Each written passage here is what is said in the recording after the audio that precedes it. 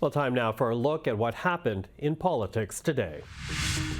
Auditor General Karen Hogan says she cannot say exactly how much the ArriveCan app cost, and that is due to poor financial record keeping.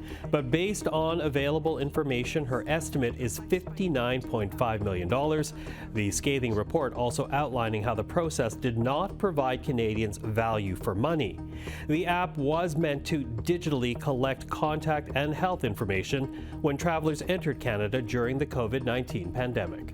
It is really glaring, some of the most basic things that we're missing here. It's a bit of a head scratcher as to why it didn't happen, because I have definitely seen the public service do better. I know they can do better, and Canadians expect better from them. The report has caused quite a stir on Parliament Hill. Take a listen to what we heard today.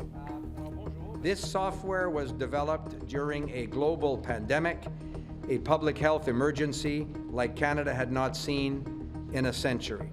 We needed to act quickly to keep Canadians safe and adapt every process accordingly.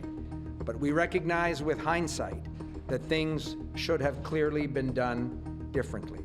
While you can't pay your bills, where you can't afford a home, he's taken $60 million of your tax dollars and given it to a corrupt app, Arrive scam, that doesn't work, that we didn't need, and that went 750 times over budget. The Auditor General found pretty clearly that they wasted almost $60 million on an app that doesn't work and no one uses at a time when Canadians are really squeezed and trying to figure out how do they pay their rent or mortgage and put food on the table and pay their bills in this period of a crisis of affordability. King Charles's trip to Canada has been put on hold due to His Majesty's recent cancer diagnosis. This is according to CBC News, citing government sources.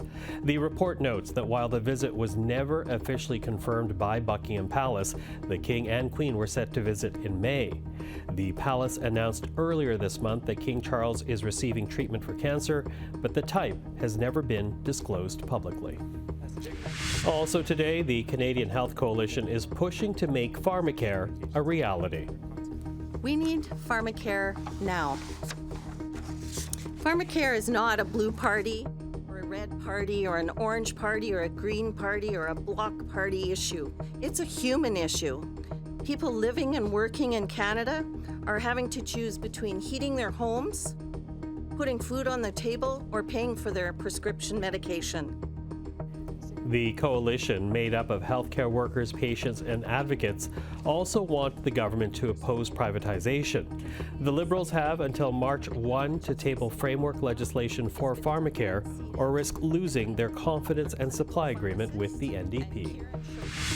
And finally, the federal government signed a $733 million healthcare deal with British Columbia today. Funding from the 5-year deal will be used to expand home care and improve the quality of long-term care services. Federal Health Minister Mark Holland made the announcement today alongside his provincial counterpart, Adrian Dix.